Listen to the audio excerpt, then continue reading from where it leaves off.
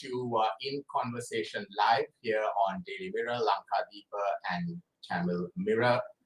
Usually we come to you live on Thursday nights, but due to some technical difficulties that we faced yesterday, we had to reschedule the program for tonight. So we are glad that you could join us on this program. We are live streaming on Daily Mirror Online, Lankadeepa, as well as Tamil Mirror. And we also are streaming on all our social media channels. That's on Facebook, YouTube, and on Twitter. Our guest today is Member of Parliament from the Ilangai Tamil Arasu Katchi, M.A Sumanthiran. And we will be discussing a host of issues, of course, the PTA being the main part of it. Just a reminder that you can pose any questions or raise any observations that you have below this live feed on Facebook and on YouTube. And on Twitter, you can do so by using the hashtag AskDailyMirror. So before we bring on Mr. Sumanthiran, let me bring on Ashanti, who is from Lankadeepa, to speak a few words in Sinhalese. ස්තුතියි ශරත්. අද දවසේදී ඔබ මේ එකතු වෙන්නේ ටෙලිමිරර් ලංකාදීප ටැමිල්මිරර් සජීවී සංවාදයේ සමග අපි ඊයේ දවසේදී තමයි මේ සජීවී සංවාදය ගෙන යන්නට සැලසුම් කරලා තිබේ. නමුත් අපේ පාර්ලිමේන්තු මන්ත්‍රීතුමා M.A සුමන්තිරන් මහතා ඊයේ දවසේදී අපිත් එක්ක සම්බන්ධ වෙන්න හිටියා. නමුත් ඔහුට හදිසි කටයුත්තක් යෙදීම නිසා යාපනයේට ඔහු ගිහිල්ලා නැවත කොළඹ එමින් ගමන් හිටිය නිසා එම අවස්ථාවේදී ඇති වූ තාක්ෂණික දෝෂයක් නිසා ඊයේ දවසේදී සජීවී සංවාදය කරගැනීමේ අපහසුතාවයක් මතුවීම හේතුවෙන් අදට මේ සජීවී සංවාදය ගෙන එන්නට අපිට සිදු වුණා. ඉතින් අද දවසේදී සූදානම් අපි ලංකාවේ වර්තමාන දේශපාලන දිශානතිය ගැන කතා කරන්න ඉලංගේ තමිල් අරසු කච්චි පාර්ලිමේන්තු මන්ත්‍රී M.A සුමන්තිරන් මහතා සමග ඔබට පුළුවන් සුපුරුදු පරිදි අපිත් එක්ක එකතු වෙන්න tele mirror Lankadeepa Tamil mirror සමාජ මාධ්‍ය ජාල ඔස්සේ YouTube Facebook Twitter ඔස්සේ ඔබට පුළුවන් ඔබගේ අදහස් දක්වන්නට කමෙන්ට් කරන්න පුළුවන්. ඒ ආකාරයෙන් ඔබගේ අදහස් කමෙන්ට් කිරීමෙන් අපිත් එක්ක මේ සජීවී සංවාදයට සම්බන්ධ වෙන්න පුළුවන්. ඉතින් මන්ත්‍රීතුමා සමග කතා බහ ආරම්භ කලින් මම යමු වෙනට සූදානම් අපේ දෙමිළ මාධ්‍ය නිවේදක தமிழ் மீர கத்ரு அழகன் ஒபட்ட. நன்றி ஈஸ்வரன், நன்றி அசாந்தனி. நேயர்களுக்கு வணக்கம். நேற்று இடம்பெறவிருந்த இந்த நேர்காணல் நிகழ்வு சில சமிக்ஞை காரணமாக இன்றைய தினம் நாங்கள் இந்த நேர்காணலை செய்கின்றோம். எங்களுடைய இந்த நேர்காணல் லங்காதீப மற்றும் டெய்லி மிரர் ஆகிய சகோதர இணையதளங்களில் ஒளிபரப்பாகும். அது மட்டுமன்றி விஜய் நியூஸ் பேப்பர் லிமிடெடின் கீழ் இருக்கும் சகல சமூக வலைத்தளங்களிலும் இந்த நேர்காணல்கள் ஒளிபரப்பாகும். உங்களுடைய கேள்விகளை எமது சமூக வலைத்தளங்களினூடாக கேட்கலாம். நேற்று மிகவும் நெருக்கடியான நிலையில், அதாவது பயங்கரவாத தடை சட்டத்தை முழுமையாக ரத்து செய்ய வேண்டும் என்று கோரி நாடளாவிய ரீதியில் முன்னெடுக்கப்படும் கையெழுத்து வேட்டையில் மிக முக்கிய புள்ளியாக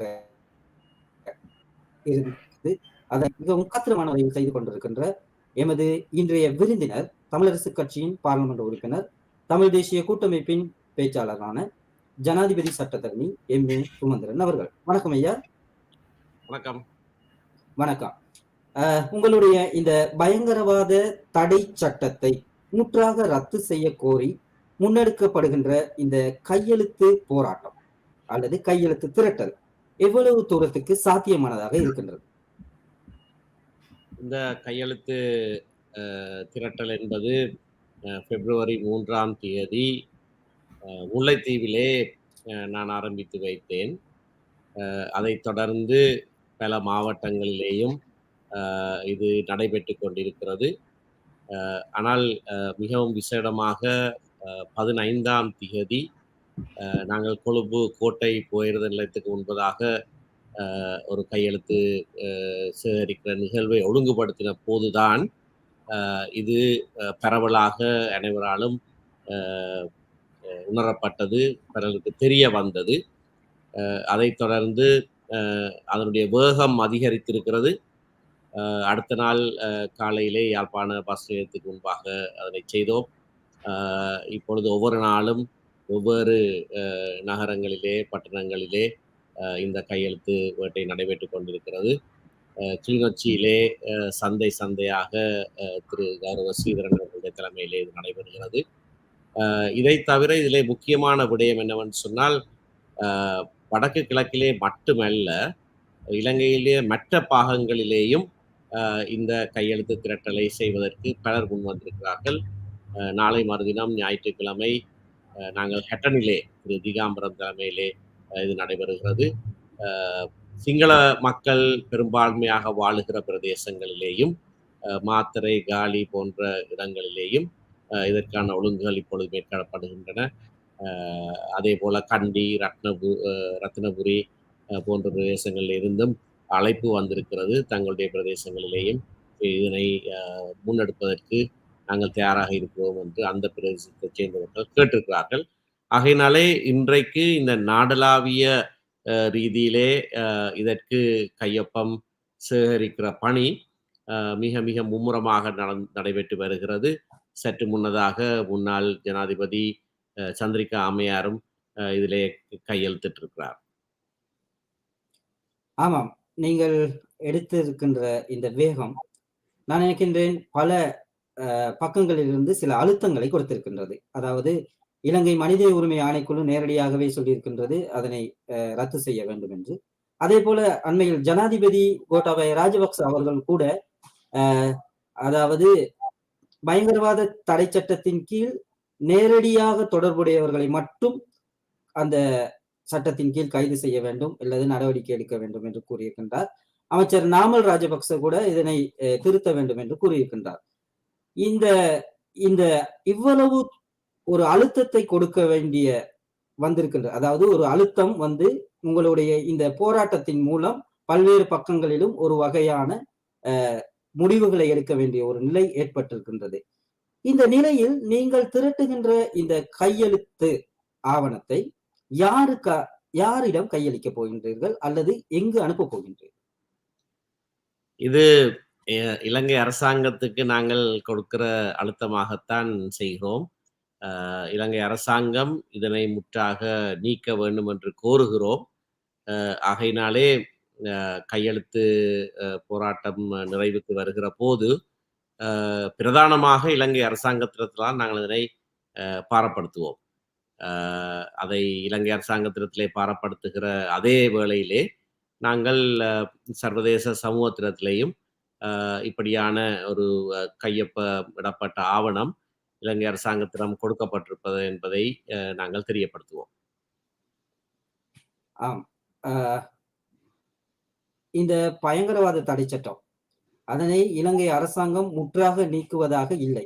இருந்திருந்தால் அண்மையில் பாராளுமன்றத்தில் கூட அதில் திருத்தங்களை செய்து சமர்ப்பித்திருக்க வேண்டிய அவசியம் இல்லை.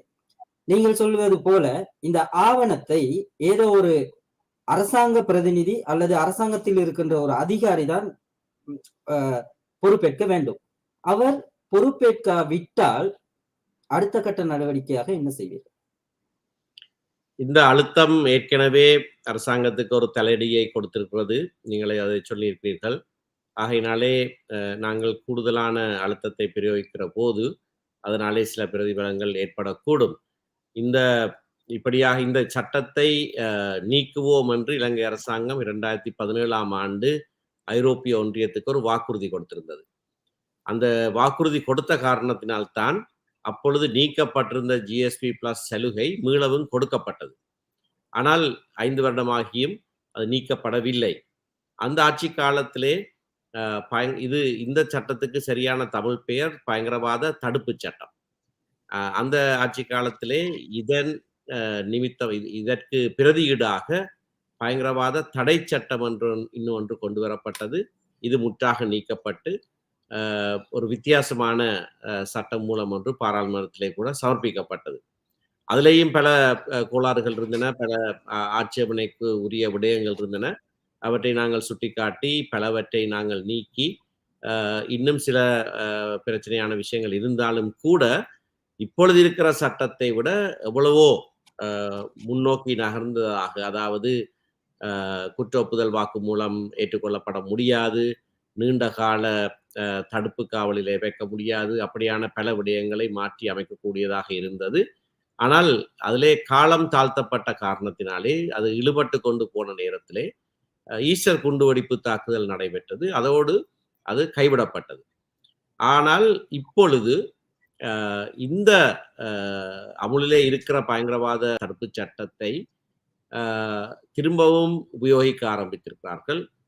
300லேருந்து 400 வரையான எண்ணிக்கையானவர்கள் இதிலே தற்போது தடுப்பு காவலிலே வைக்கப்பட்டிருக்கிறார்கள்.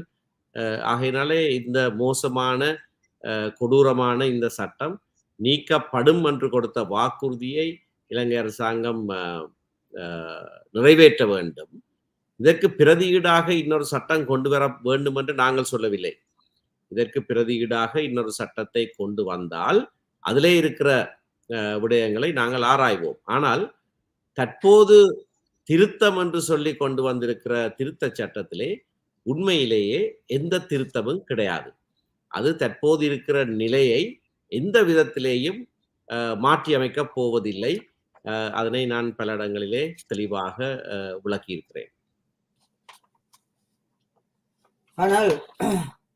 ஆனால் இந்த எதிர்வரும் வாரங்களில் ஐநா மனித உரிமை பேரவை கூட்டத்தொடர் ஆரம்பிக்க இருக்கின்ற இந்த நிலையில் நான் நினைக்கின்றேன் அண்மைய காலங்களில் ஒரு 2 வாரத்துக்கு முன்பதாக நிறைய பேர் பயங்கரவாத தடை சட்டத்தின் கீழ் கைது செய்யப்பட்டு தடுப்பு காவலில் வைக்கப்பட்டிருந்த அல்லது தடுப்பு காவலில் வைக்கப்பட்டிருந்த பலர் அல்லது வழக்கு விசாரணையின் இன்று நீதிமன்றத்தில் இருக்கின்ற பலர் விடுதலை செய்யப்பட்டு இருக்கின்றார்கள். இதை பற்றி நீங்கள் என்ன நினைக்கின்றீர்கள்? அதாவது காலம் கடந்த ஞானம் அல்லது அவர்களுடைய அந்த தண்டனை காலம் நிறைவடைவதற்கு முன்னர் குறுகிய காலத்தில் விடுவிக்கப்பட்டுள்ளார்கள். இதிலே பலர் விடுவிக்கப்பட்ட பலர் பிணையிலே தான் விடுவிக்கப்பட்டிருக்கிறார்கள். அவர்களுக்கு எதிரான வழக்குகள் இன்னமும் நிலுவையிலே இருக்கின்றன. அது முதலாவது விடயம். வேறு சிலர் வழக்கு தாக்கல் செய்யவில்லை என்று சட்டமா அதிபர் கொடுத்த ஆலோசனையின் பேரிலே முற்றாக விடுவிக்கப்பட்டிருக்கிறார்கள்.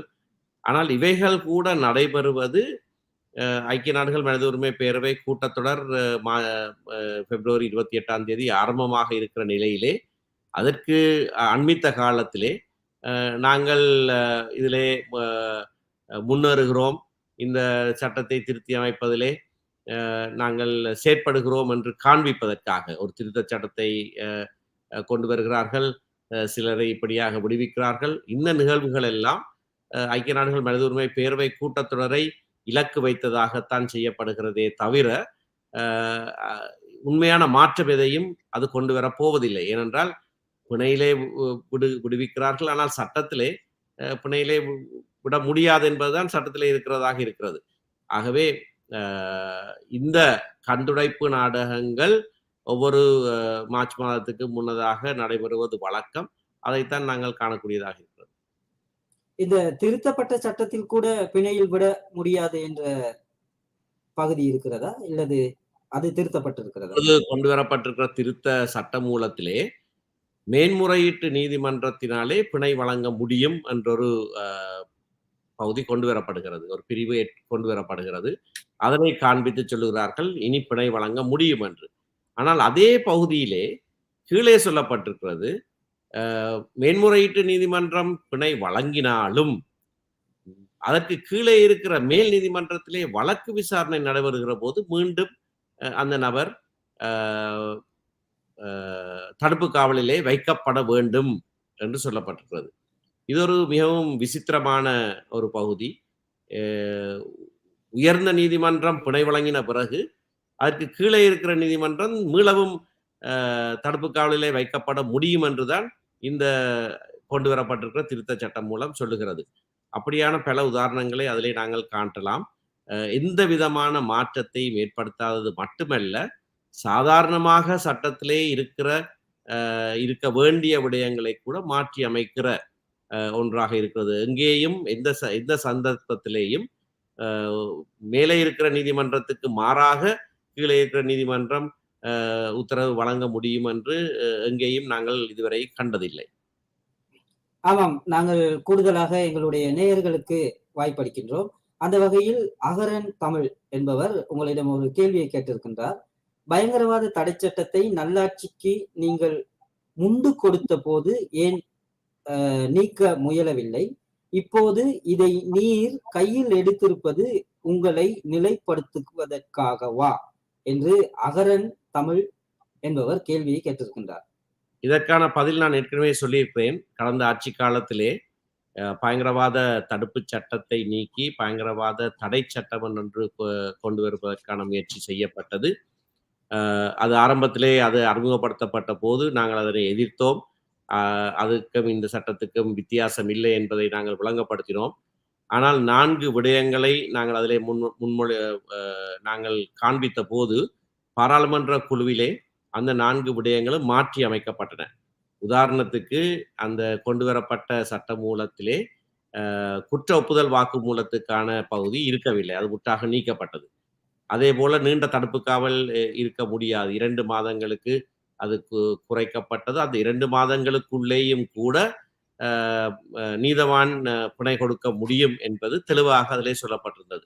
அப்படியாக பல மாற்றங்கள் அதிலே செய்யப்பட்டிருந்தன. ஆனால் சில சிவில் சமூக பிரதிநிதிகள் அதிலே வேறு புதிய விடயங்கள் சில தங்களுடைய உரிமைகளை நசுக்குவதற்கு உபயோகப்படுத்தப்பட முடியும் என்கின்ற ஒரு ஆதங்கத்தை வெளிப்படுத்தினதனாலே அதனை நாங்கள் திருத்துவதற்கு முயற்சி எடுத்துக்கொண்டிருந்த காலத்திலே தான் ஈஸ்டர் குண்டுவெடிப்பு தாக்குதல் நடந்து அந்த சட்டம் மூலம் கைவிடப்பட்டது. ஆகையினாலே கடந்த ஆட்சி காலத்திலே எந்த முயற்சியும் எடுக்கவில்லை என்று சொல்லுகிறவர்கள் நாட்டிலே நடந்த விடயங்களை அறியாதவர்கள் அல்லது அறிந்தும் அறியாதவர்கள் போல பாசாங்கு பண்ணுகிறவர்கள். ஆமாம், எங்களுடைய இந்த நேர்காணல் மும்மொழிகளிலும் இடம்பெறுவதனால் என்னுடைய இந்த கேள்விக்கு பின்னர் நான் ஆங்கில மொழியில் தொடர்ந்து கேள்விகளை கேட்பதற்கு ஈஸ்வரன் அவர்களோடு. ஈஸ்வரன். Thank you all again. MP, I just wanted to, now we're just discussing, since Alagan is touching on the PTA, just to continue from where he left off. Foreign Minister G.L. Peiris the other day at a meeting with civil society was sort of, raising his disappointment over the criticism on the amendments that have been brought in. And his point is, why not let us start somewhere? Do you feel that this is a case where they are starting somewhere, or it's a case where they're starting nowhere?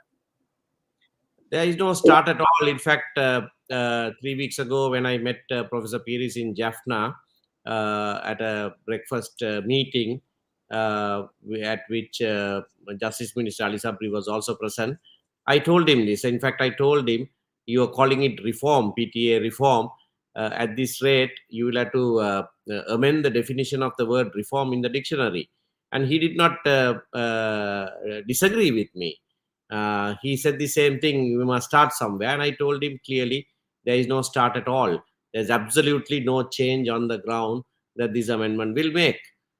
So that's our position. I have demonstrated with various examples of whatever that is in this supposed reform. It makes no difference whatever on the ground.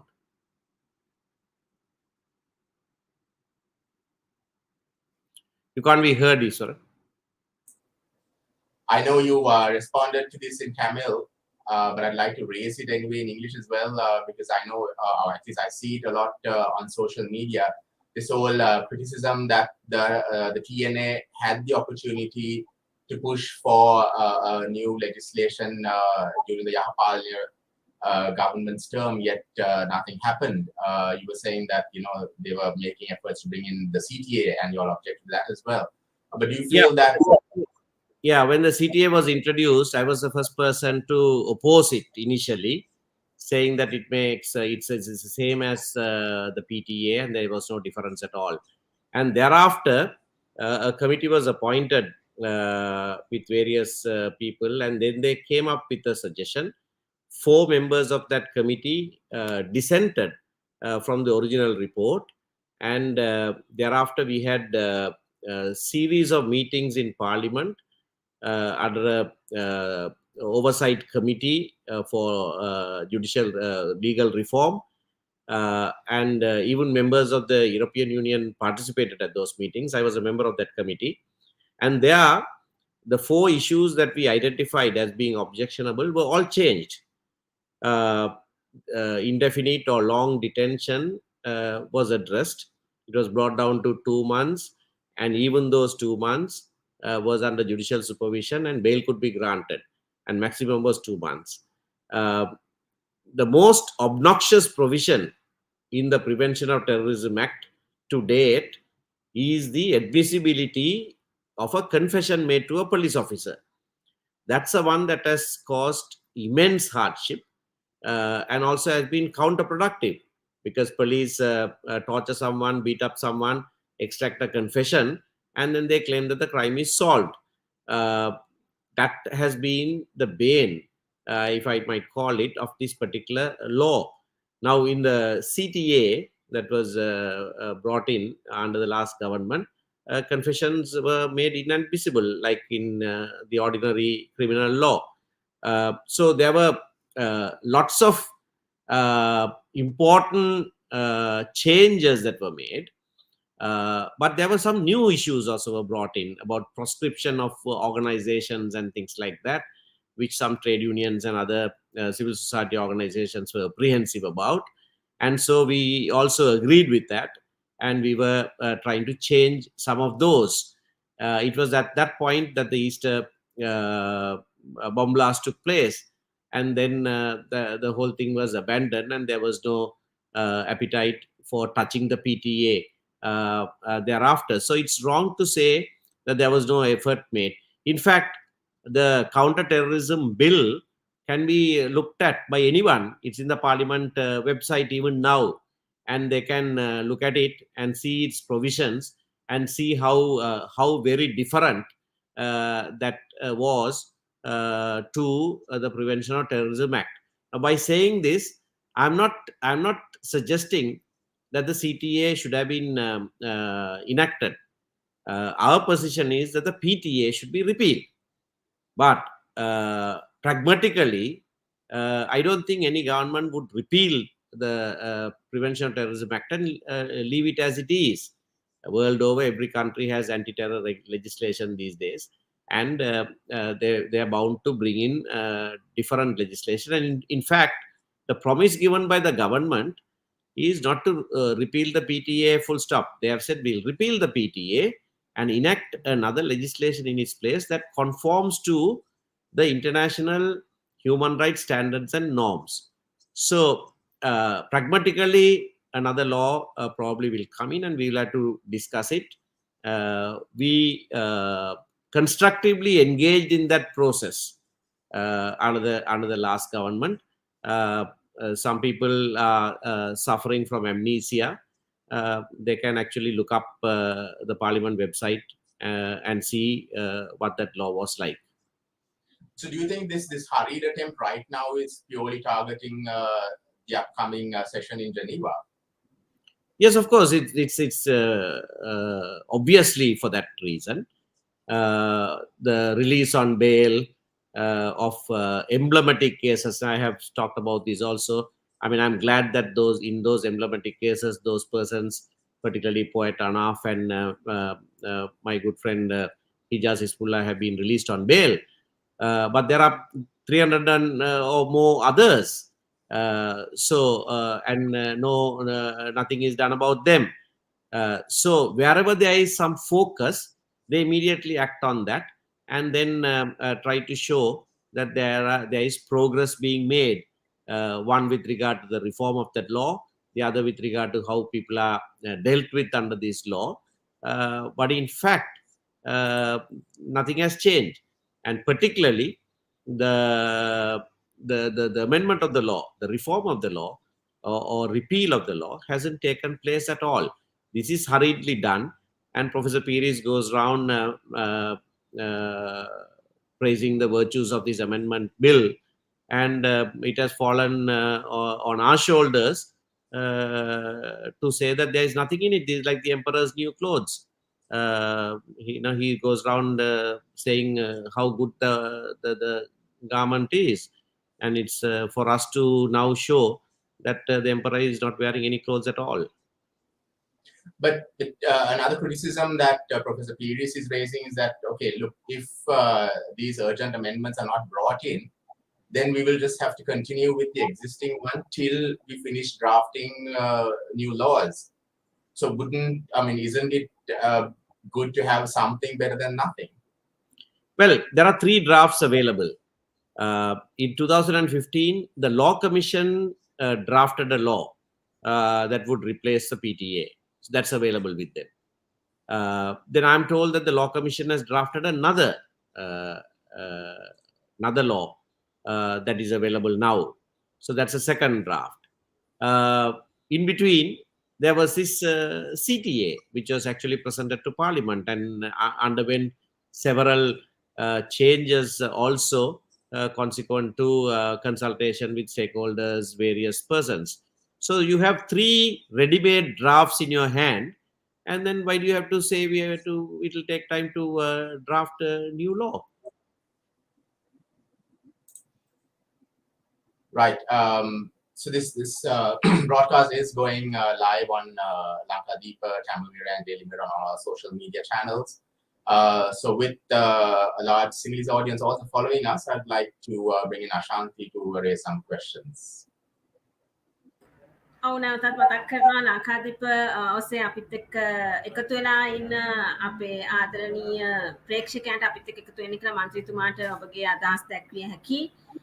ඉතින් වෙනදා වගේ ඔබට ආදරයෙන් එකතු වෙන්න කියන ගමන් මන්ත්‍රීතුමනි ත්‍රස්තවාදී වැළකීම් පනත අහෝසි කරන්නයි බල කරමින් කාදිනන්තුමාත් අත්සන් කළා. මෙතන කාදිනතුමාගේ මොකක්ද අදහස වුණේ? ඔබතුමාලා ඇයි එකපාරම කාදිනතුමාවත් මේකට සම්බන්ධ කරගත්තේ? නැත්නම් මේක දීර්ඝ කාලීනව තිබ්බ කතිකාවතක්ද කතාබහක්ද සහ කොහොමද දැන් මේකේ ඉදිරි පියවර?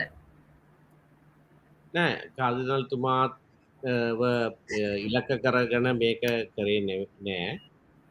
අපි පූජක පක්ෂයේ වෙන වෙන අයවත් කතා කරලා මේකට සහාය දෙනවා කියලා ඇහුවා.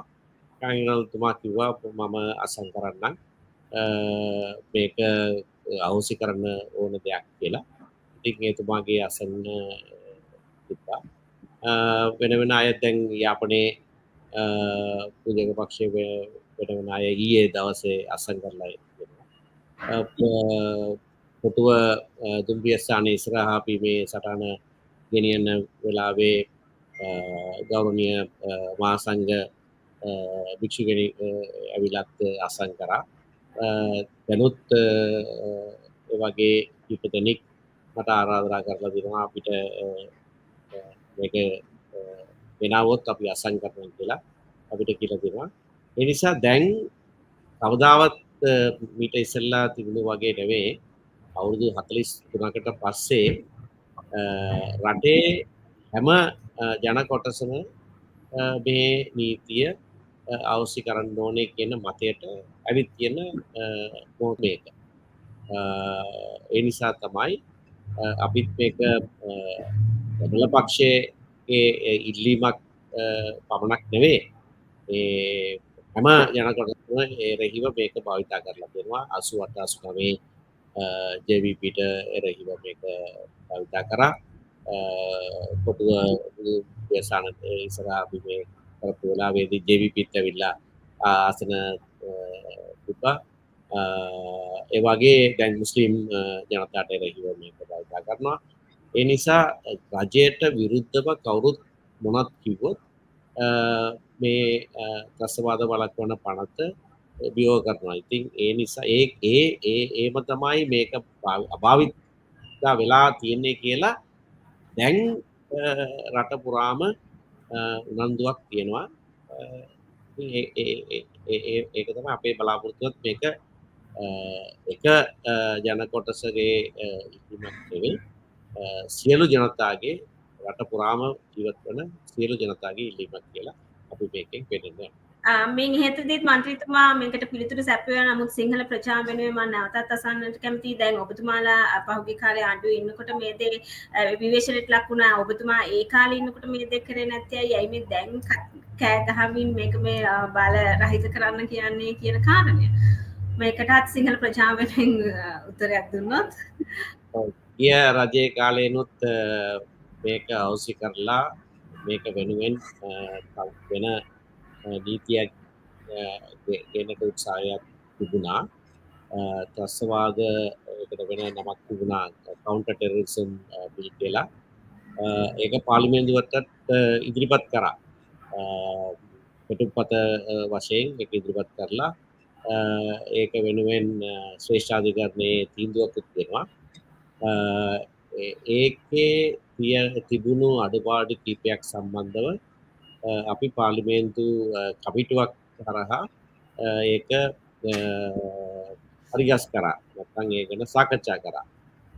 ඒ සාකච්ඡා කරන වෙලාවේදී අලුත් දේවලුත් ඒකෙන් ඇතුල් වෙලා තිබුණා.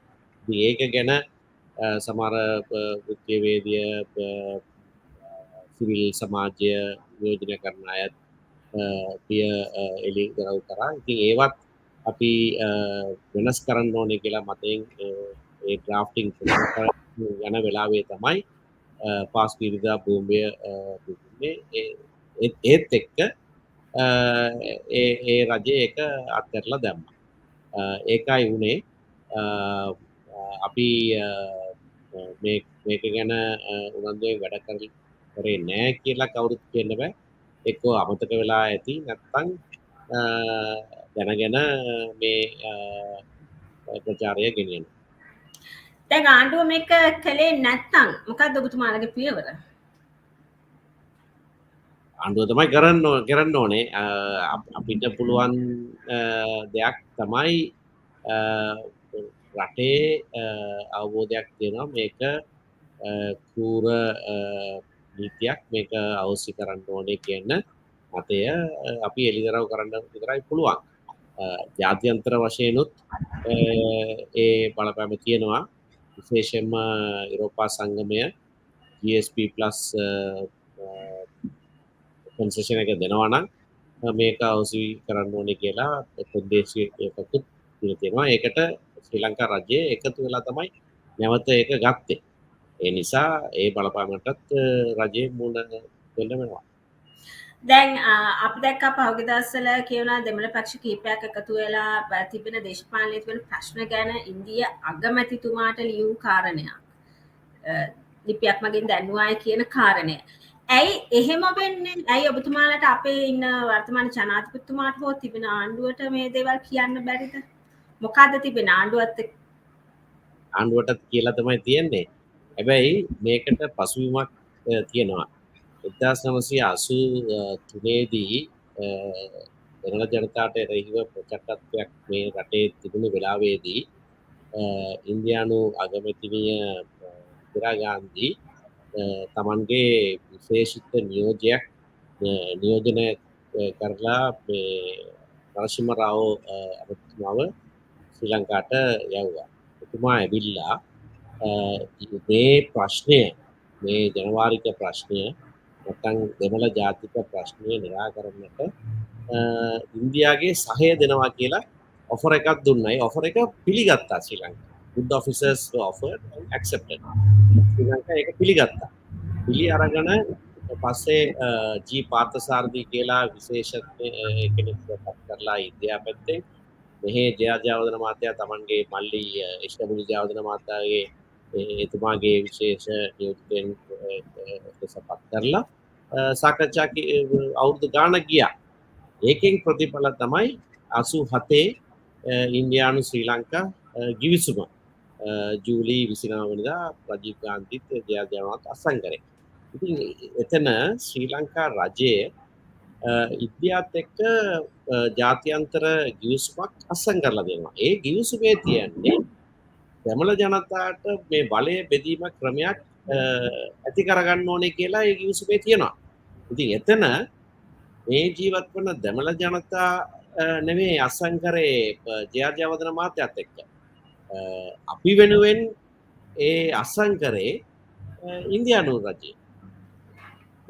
ශ්‍රී ලංකාවේ ජීවත් වන දෙමළ ජනතා වෙනුවෙන් තමයි ඒක අත්සන් කරන්නේ. නැත්නම් ඇයි ඉන්දියාව එක ගැන කතා කරන්නේ ඒ ගිවිසුමේ. ඒ නිසා ඒ ගිවිසුමේ තියෙන දේ ඉටු කර නැත්තම් අපි අපි වෙනුවෙන් ඒ ගිවිසුම අත්සන් කරපු පක්ෂයට තමයි ඒ ක්‍රමයටල කරන්න පුළුවන්. GSP+ ගැන මං දැනගන්න කැමති GSP+ අයින් කරොත් ජනතාව නෙමෙයිද අපහසුතාවයට පත් වෙන්නේ මන්ත්‍රීතුමනි? ව්‍යාපාර කඩා වැටේ නේද? ඔව් අපිත් ඒ මතේ තමයි ඉන්නේ. ඒක අයින් කරන්න ඒක හොඳ නෑ. විශේෂයෙන්ම දැන් රටේ තියෙන මේ ආර්ථික ප්‍රශ්නය එක්ක බලනකොට ඒ නිසා මේක අවශ්‍ය කරන්න ඕනේ. මොනවත් ඒකත් ජනතාවට පාඩු. ඒක අයින් වුණා නම් මේ නීති තාම පවසලා යන එකත් ජනතාවට තමයි පාඩු. ඒ නිසා එතන වෙනසක් නැහැ, ගැටලුවක් නැහැ. දෙකම ජනතාවට තමයි පාඩු. ඒ නිසා වගකීමෙන් කටයුතු කරන්න ඕන නම් රජේ මේක අවශ්‍ය කරන්න. මම කැමතියි ඔබතුමාව මැතිවරණයට කැඳවාගෙන යන්න. කොහොමුණත් ඉන්නේ ඉතින් බල අරගලයක පොඩි කතා කියනවා ඔබතුමාලා සන්දානගත වෙන්න සූදානමක් තිබෙනවායි කියන කාරණය පාටලි ඇමතිතුමා වෙල්ගම ඇමතිතුමා එක සන්දානයක නැත්නම් පාටලි ඇමතිතුමාලා ඔබතුමාලත් සමග එකතු වෙනවායි කියන කාරණය නැත්නම් ඔබතුමාලා හොරෙන් ආණ්ඩුවත් එක්ක කතා කරනවායි කියන කාරණය මොකද්ද මේක ඇත්තට ඔබතුමාලා යම්කිසි සන්දානගත වෙනවාද නැත්නම් තනියම තරඟ කරනවාද මොකක්ද ඉදිරි මැතිවරණය ගැන යම්කිසි තීරණයක් තියෙනවද? මැතිවරණය ගැන අපි මොනවත් පේවරත් අරගෙන නෑ දැනට. කොහොමත් දැන් මැතිවරණයක් නෑනේ. දැන් තව අවුරුදු 2කට නැත්නම් අවුරුදු 3ක කාලයට මැතිවරණයක් නෑ. රට පුරාම තිබෙන මැතිවරණ ගැන. පළාත් සභා නැත්නම් පළාත් පාලන ආයතන වලට තියෙන ඡන්දය ගැන ඒක අපි හරිම තමයි කොහොම හරි තරඟ කරන්නේ. ඒ නිසා මේක ගැන අපි සන්දානගත වීමට කිසිවෙකු සමග කතිකාවතක් ගොඩ නැගෙනවද? නෑ මොනවත් නෑ. හොරෙන් කතා බහක් නෑ. නෑ. හරි. අලගල් ඔබට යමු වන්නට සූදානම්. ஆமாம் அந்த ஆங்கிலத்தில் பெரும்பாலும் அது பயங்கரவாத தடை சட்டத்தை பற்றி தான் கேட்கப்பட்டது. சிங்களத்தில் கூட இறுதியாக கேட்கப்பட்ட கேள்வியை நான் கொஞ்சம் தமிழில் கூறலாம் என நினைக்கின்றேன். அடுத்த தேர்தலில் நீங்கள் எவ்வாறு போட்டியிட போகின்றீர்கள்? அதாவது பாட்டலி சம்பிக்க ரணவக்கவுடன் இணைந்து போட்டியிட போகின்றீர்களா அல்லது தனியாக போட்டியிட போகின்றீர்களா இல்லையில் அரசாங்கத்துடன் ஏதாவது ஒரு டீல் இருக்கிறதா என்று சிங்கள மொழியில் கேட்கப்பட்டது. அதற்கு அவர் பார்லமெண்ட் உறுப்பினர் சிரித்துக் கொண்டே தற்பொழுதுக்கு எந்த விதமான தேர்தலும் இல்லை, ஆகையால் அதை பற்றி பேசுவதில் எவ்வித அர்த்தமும் இல்லை என்று பதிலளித்திருந்தார். இது எங்களுடைய தமிழ் நேயர்களுக்காக நாங்கள் தமிழில் மொழிபெயர்த்திருந்தேன் ஐயா. இது அதாவது இவ்வளவு நேரமும் நான் நினைக்கின்றேன் பயங்கரவாத தடை சட்டம் சம்பந்தமாக கேட்கப்பட்டது முன்மொழிகளிலும் இது கொஞ்சம் சற்று வித்தியாசமாக இருக்கும் என நினைக்கின்றேன். அதாவது தமிழ் தேசிய கூட்டமைப்பின் தலைவர் ஒரு செயற்பாட்டில் இல்லாதவர், அதாவது வயது முடிந்து விட்டது, அவர் ஒரு செயல் உருவம் அவரால் கொடுக்கப்பட முடியவில்லை. நீண்ட நாட்களுக்கு பார்லமெண்ட் அமர்வுகளில் கூட அவர் கலந்து கொள்ள முடியாத ஒரு நிலைமை ஏற்பட்டிருக்கின்றது. இந்த நிலையில் அடுத்த கட்ட தலைவர்களை பற்றி இந்த தமிழ் தேசிய கூட்டமைப்பு கதைத்திருக்கின்றதா? இல்லை, அடுத்த கட்ட தலைவர்களை பற்றி தமிழ் தேசிய கூட்டமைப்புகளே எந்த விதமான சம்பாஷணையும் இடம்பெற்றது கிடையாது. ஆனால் வெளியிலே மக்கள் மத்தியிலே இதை பற்றின நிறைய பேச்சுக்கள் அடிபடுகின்றன. அது தமிழ் தேசிய கூட்டமைப்புடைய தலைவர் இப்பொழுது தன்னுடைய 90வது ஆண்டுக்குள்ளே பிரவேசித்திருக்கிறார். ஆகையினாலே அப்படியாக மக்கள் பேசுவார்கள், அடுத்த தலைவர் யார் என்று யோசிப்பார்கள். அந்த சிந்தனைகள் எல்லாம் இருக்கின்றன பலருக்கு. ஆனால் எங்களை பொறுத்த வரையிலே தமிழ் தேசிய பிரச்சனைக்கு ஒரு தீர்வு காணப்பட வேண்டும் என்பது எங்களுடைய அடிப்படையான குறிக்கோளாக இருக்கிறது. அதனை நிறைவேற்றி தீர்வு மட்டும் திரு சம்பந்தனுடைய பங்களிப்பு மிக மிக முக்கியமானதாக இருக்கிறது. ஏனென்று சொன்னால் இந்த பிரச்சனை 83ஆம் ஆண்டை நாங்கள் ஒரு வரையறாக வைத்துக் கொண்டால் கூட அன்றிலிருந்து இன்று வரை இந்த பிரச்சனையை நேரடியாக கையாண்டவர் அவர்.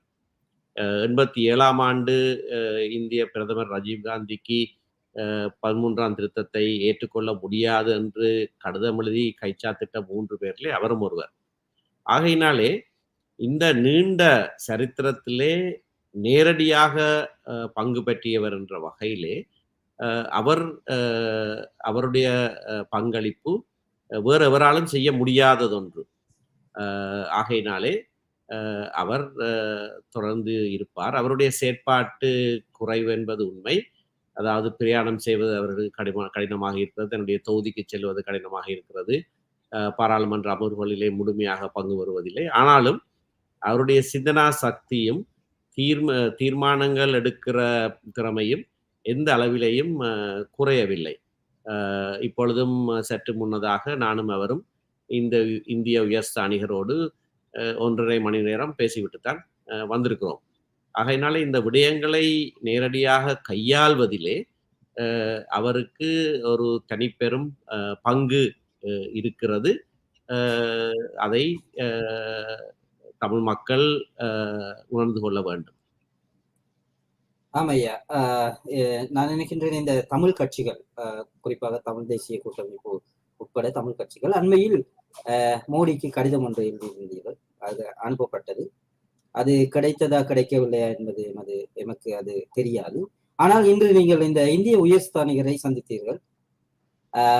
இந்த நிலையில் இது பற்றியதும் கதைத்தீர்களா அல்லது அந்த கடிதத்துக்கு ஏதாவது இந்திய தரப்பில் இருந்து பதில் எதுவும் அனுப்பப்பட்டுள்ளதா? இல்ல, பதிலதை நாங்கள் அதில் எதிர்பார்த்திருக்கவில்லை.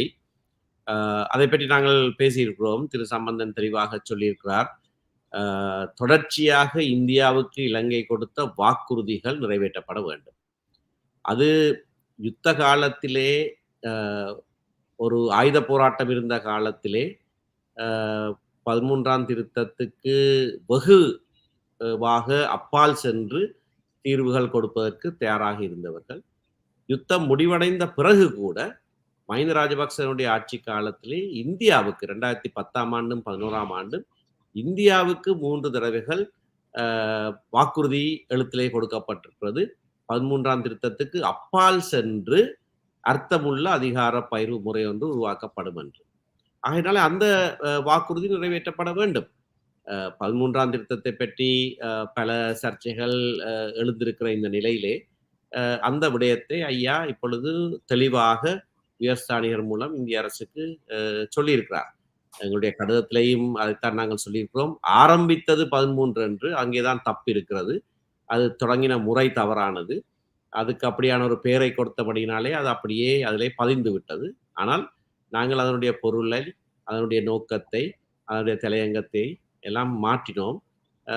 அதுதான் கொடுக்கப்பட்டிருக்கிறது. ஆகவே இன்றைக்கு சந்தித்த போது அந்த விடயங்களை ஐயா தெளிவாக சொல்லியிருக்கிறார்.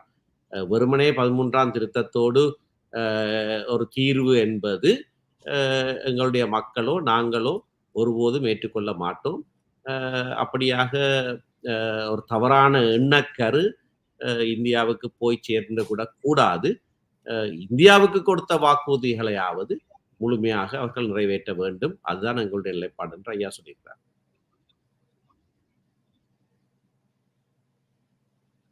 ஆமையா, இந்த 13வது திருத்தம் அது மாகாண சபை தேர்தலோடு சம்பந்தப்பட்ட ஒரு விடயமாக இருக்கின்றது. இப்பொழுது மாகாண சபைகள் இல்லை, இயங்கவில்லை. அது நான் நினைக்கின்றேன் அந்த பழைய முறைமையிலா அல்லது புதிய முறையிலா ஏதோ ஒரு சட்ட சிக்கல் ஒன்று இருக்கின்றது. இந்த நிலையில் இந்த இந்திய அரசாங்கம் இந்த மாகாண சபையை அதாவது மாகாண சபையை இயங்க செய்வதற்கு ஏதாவது அழுத்தங்களை கொடுத்திருக்கிறதா இதுவரையில்? ஆம், இந்திய அரசாங்கம் தன்னுடைய கூட்டறிக்கைகளிலே, இலங்கையோடு செய்கிற கூட்டறிக்கைகளிலே இது பற்றி பல தடவைகள் இப்பொழுது குறிப்பிட்டிருக்கிறார்கள். விரைவாக மாகாண சபைகள் இயங்க வேண்டும் என்பது தங்களுடைய எதிர்பார்ப்பு என்று சொல்லியிருக்கிறார். வெளிப்படையாகவே சொல்லியிருக்கிறார்கள். ஏனென்றால் இந்திய இலங்கை ஒப்பந்தத்துக்கு பிறகு உருவானதுதான் மாகாண சபைகள். ஆகவே அதிலே அது முழுமையான ஒரு தீர்வாக நாங்கள் ஏற்றுக்கொள்ளாவிட்டாலும், ஏனென்றால் அதிலே கொடுக்கப்பட்ட அதிகாரங்கள் பற்றின விடயம் அது.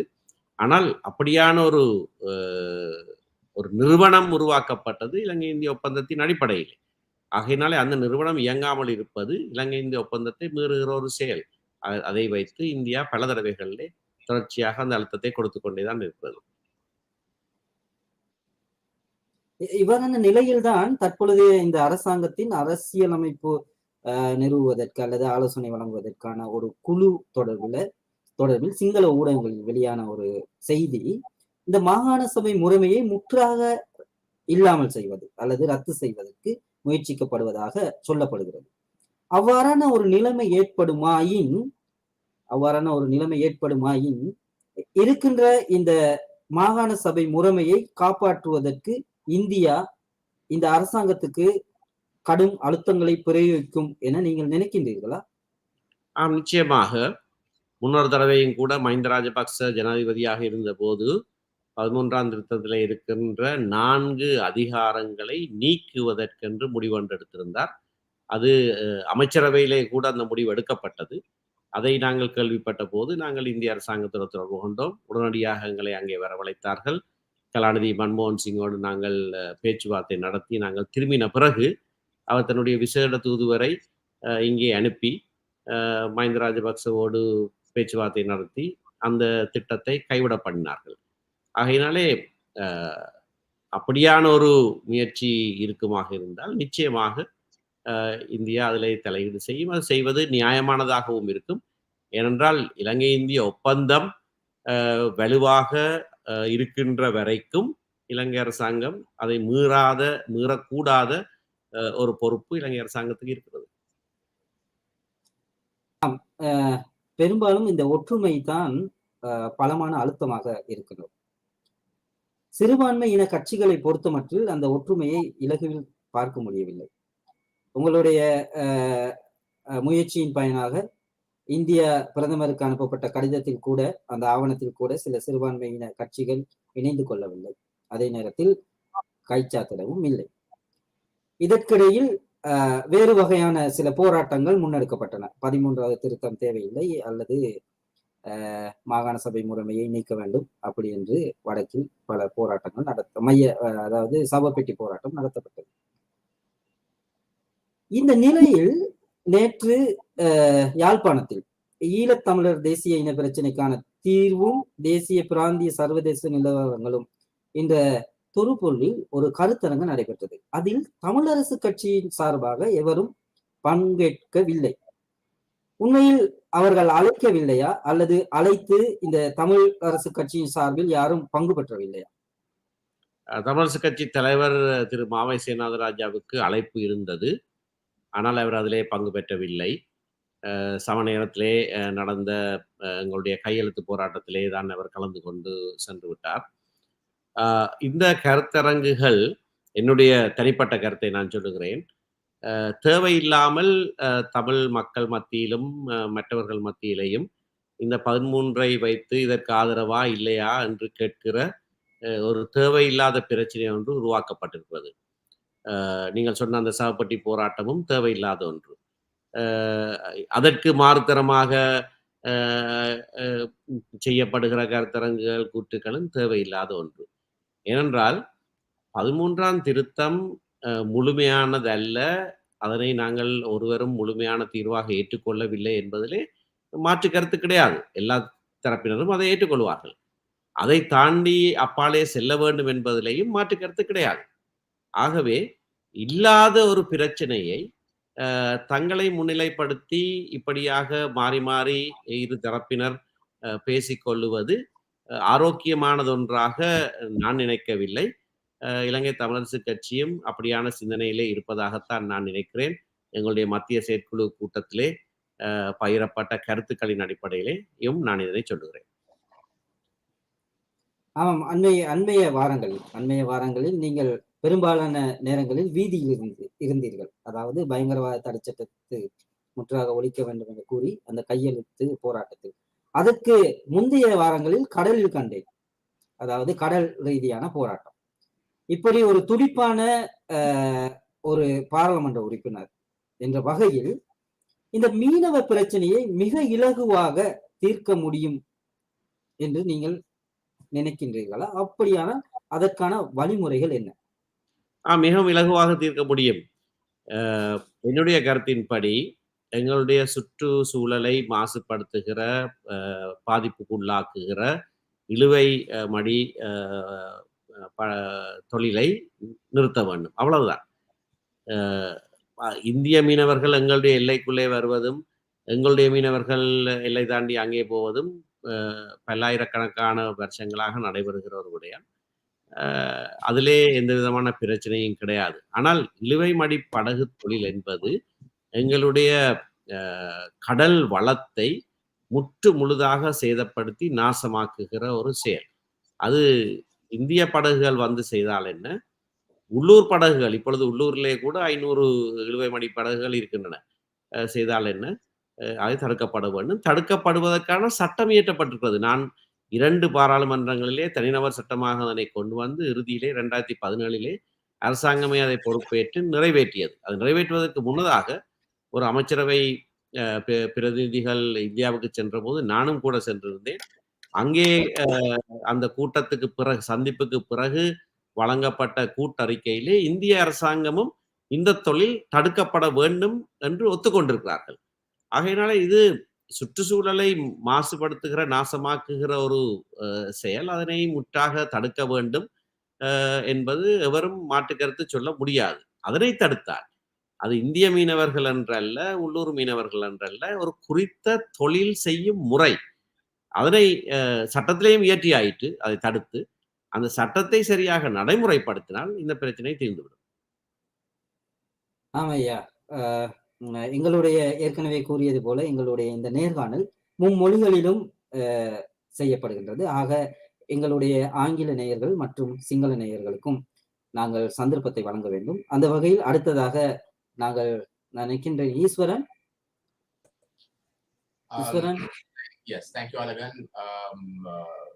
We've been covering a lot on the PTA as well as several other matters. But since you were talking on India, Sumanthiran, just to ask you, what are you expecting from India, or what sort of pressure do you think India should put on the Sri Lankan issue, not just on the PTA, but overall on human rights and all other matters? You see, the one issue that has plagued the country since independence is the Tamil national question. And it is in respect of that issue that India offered its good officers in 1983, which was accepted by the Sri Lankan government and which culminated in the Indo-Lanka Accord of 1987. Now, if that agreement is properly given effect to, and subsequent promises given by the Sri Lankan government to India on that issue are honored, then I think that's the best contribution that India can make to stability, political stability in Sri Lanka, and also ensuring that every citizen, whatever be their background, ethnic, religious, linguistic, geographic, whatever, that they are all equal and that they have equal citizenship rights, not just as individuals, but also as groups. If that is ensured, then this country will prosper. And India's involvement in that is crucial, because it is only with India that Sri Lankan government has repeatedly and continuously and consistently agreed that they would do that. It's just that they observe all of those undertakings in the breach. So if Sri Lanka can be brought to a point of just honoring their own promises to India, that will solve the issues, the serious issues in this country. As you know, India right now is playing a crucial role when it comes to assisting Sri Lanka financially with fuel and the line of credit that is being given and so on. There have been calls for India to give this sort of assistance with conditions, and using the Tamil national question as one of those conditions. Do you think that conditions should be tied up to the sort of assistance that India is offering Sri Lanka? Well, on humanitarian assistance, I don't think there should be strings attached. Sri Lanka is in a pretty bad way with regard to its economy at the moment. And as the closest neighbor and as India likes to call itself, the first responder to any crisis in Sri Lanka, they have come and extended their help, and that's, I think, appreciated very much. But there is another side to this. And if you take European Union, for example, sometimes these aid also must have conditions. I'll give you an example. If there is somebody who comes to my door to beg, and I give him money day after day, and later I find that he uses that money to get drunk and goes home and beats his wife, I'm surely not going to give him money anymore. So the human rights situation, how your own citizens are treated in your own country, will also be relevant when aid is given. So that is also something that the people of the country, particularly the majority people of the country, must realize. It's not correct to call it conditions, but it is natural that when you give aid, when you go to help, that is used properly, and the citizens being treated equally is crucial in that. You have been meeting with the British High Commissioner, with the European Union representatives here and others as well.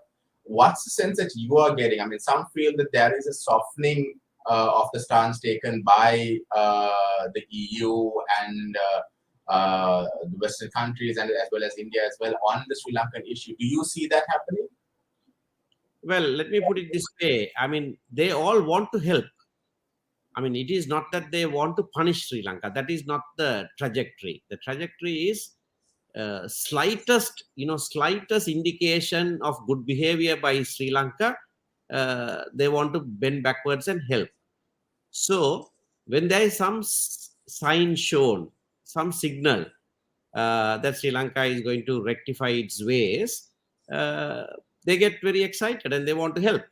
So that is sometimes seen as softening their stand. But of course, I must say that these are countries and organizations that have a lot of experience. They have seen, many players around the globe. So Sri Lanka can't think that they can fool them all the time. The Human Rights Council session is coming up in Geneva. What would you be expecting from Geneva this time around?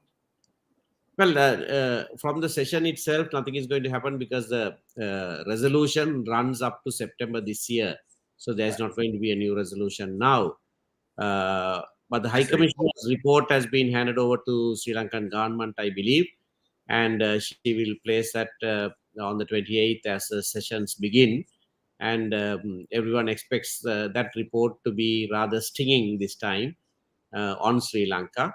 And then there'll be an open discussion on the 3rd of March, at which the member countries and various others will make their remarks. It's bound to be rather hard on Sri Lanka because Sri Lanka hasn't not just not delivered, but has actually regressed in its human rights record. I know earlier it was touched on the matter of, what future plans for, political parties as in Tamil political parties, if there's a possibility of them, working together. I know there was an attempt made a couple of maybe weeks or months back as well, where, some Tamil political parties, including TNA, were trying to, reach some sort of consensus. Is that approach or that attempt still alive, or is that something that is now taking a back seat? Is it consensus amongst the Tamil parties or among the Tamil parties? Yeah, but that effort is always ongoing. In my 12 years in politics, I have never seen a time when that has taken a back seat. there's always an effort to bring parties together. So that I think that effort will keep happening. But I'm not so concerned about that kind of thing because sometimes it's important to have slightly different positions also in a democracy. Diversity is a strength, not a weakness. But wouldn't a collective effort be more helpful as opposed to an effort that is divided? Yeah, certainly. That is why I said on crucial issues, policy-wise, I don't see any difference between these parties. Right. Since we seem to be running out of time, I'll just bring on Ashanti again to raise. Hello. Hello. සමා වෙන්න මේ Facebook එකේ මන්ත්‍රීතුමනි ප්‍රශ්නයක් අහලා තිනවා විජේරත්න 13 වෙනි සංශෝධනය හරහා දෙමළ ජනතාවට ලැබෙන විශේෂ වරප්‍රසාද මොනවාද? මෙතන පළාත් සභාවල් ඇති කරා එහිදී බලතල දුන්නා. බලතල කියන්නේ නීති සම්පාදනය කරන බලතල, ඒ ක්‍රියාත්මක කරන බලතල, ආණ්ඩු බලතල දුන්නා. ඒකෙන් තියෙන විශේෂ මේක තමයි රට පුරාම බෞද්ධරය එක ජාතියක්. සිංහල ජාතිය කියලා කියමු 70 ගානක් ඉන්නවා. එහෙමනම් පර්මනන්ට් මැජොරිටි ඒ වගේ ඉන්න වෙලාවේදී ගන්න තීරණය ඔක්කොම එක පැත්තට තමයි යන්නේ. ඒ ජනවාරික ප්‍රශ්නේ කියලා අපි කියන්නේ ඒකමයි. මේ බෞද්ධරතාවය කියලා කියන්නේත් ඒකමයි. ජනතා අතර තියෙන ප්‍රශ්න ගැන මොනාරි තීරණයක් ගේනවා නම් බෞද්ධ පැත්තට තමයි ඒක යන්නේ. ඉතින් ඒ නිසා තමයි ඒකට පොඩි වෙනසක් කරන්න ඕනේ. ඒ වෙනස තමයි රට පුරාම සුළුතර ජාතියක් වශයෙන් හඳුනා ගන්න අය එක තැනකින් නැත්නම් එක පළාතෙන් බෞද්ධ වශයෙන් ජීවත් වෙනවා නම් එතනට අපි බලය විමසිත කරා නම් තීරණ කීපයක් එතනම ගන්න පුළුවන්. ඉතින් මේ බෞද්ධතාවය පොඩ්ඩක් වෙනස් වෙනවා. ඉතින් ඒකමයි මේකෙන් ලැබෙන වරප්‍රසාද. ඇහෙන්නේ පාගදසල් කියනවා මේ දෙමළ කියන වචනයත් එක්කත් සමහරලාට මේ ජාතිවාදී අදහස් එනවාද කියලා දෙමළ ජාතික දානය කියන නම ඔබතුමාලට වෙනස් කරන්න අදහසක් තිබ්බනේ. ජාතික පක්ෂයක් විදිහට ජාතික වශයෙන් මේ නම වෙනස් කරන්න එහෙම අදහසක් තියනවාද? ඒතර සිංහල සමාජිකයන් එකතු කර ගැනීමේ අදහසක් තියනවාද? ඔව්, ජාතික ප්‍රශ්නය අපිට විසඳා ගන්න පුළුවන් නම් ඊපස්සුව දෙමළ ජාතික සන්ධානය කියලා එකක් ඕනේ නැහැ. හැබැයි ඒ ජනවාරික ප්‍රශ්න තියෙන තෙක් ඒකත් කොහොමත් තියෙන්න ඕනේ. සිංහල සමාජිකයන් එකතු කරගෙන ඇතුළත් කරගෙන පක්ෂය තව දුරටත් ගොඩනගන්න අදහසක් නැද්ද? නෑ, සිංහල ජනතාවත් එකතු කරගෙන තමයි අපි මේ ගමනේ යන්න ඕනේ. ඒක මට නම් පැහැදිලි. පක්ෂයත් එක්ක එකතු කරන්න බෑ. මොනවාද මේක දෙමළ ජාතික සන්ධානය කියලා නමින් තියෙනවා. එනමුත් මේ ජාතික ප්‍රශ්නය හරි ආකාරයට විසඳා ගන්න ඕනේ කියලා අපි අනිත් අයත් එක්ක එකතු වෙන්න පුළුවන්. ඒ වගේ ගමනක් අපි ආරම්භ කරන්න ඕනේ, යන්න ඕනේ කියලා මතය තමයි මම ඉන්නේ. අපි වාඩි වෙලා සාකච්ඡා කරලා ඒ උත්සාහය ඉස්සරහට අරන් තියෙනවා. කලින් අරන් තියෙනවා. හැබැයි ඒක අපි ඉස්සරහට කරන්න ඕනේ වාඩි වෙලා එකඟතාවයට ඇවිල්ලා ඒක ඉටු කරන්න ඕනේ. ඒක කරා නම් දැන් ඉන්දියා දිහා බලන්න එතන ස්ටේට්ස් තියෙනවා. ඒවා ලින්ග්විස්ටික් ස්ටේට්ස් කියලා. ඒ කියන්නේ භාෂා මේ උදා තමයි ඒක වෙනස් කරලා තියෙන්නේ. ඉතින් ඒ මගින් ඉන්දියා එක රට වශයෙන් මෙච්චරකල් යන්න පුළුවන් තියෙනවා. ඒ වගේ අපි මේ ඩයිවර්සිටි නැත්නම් වෙනස්කම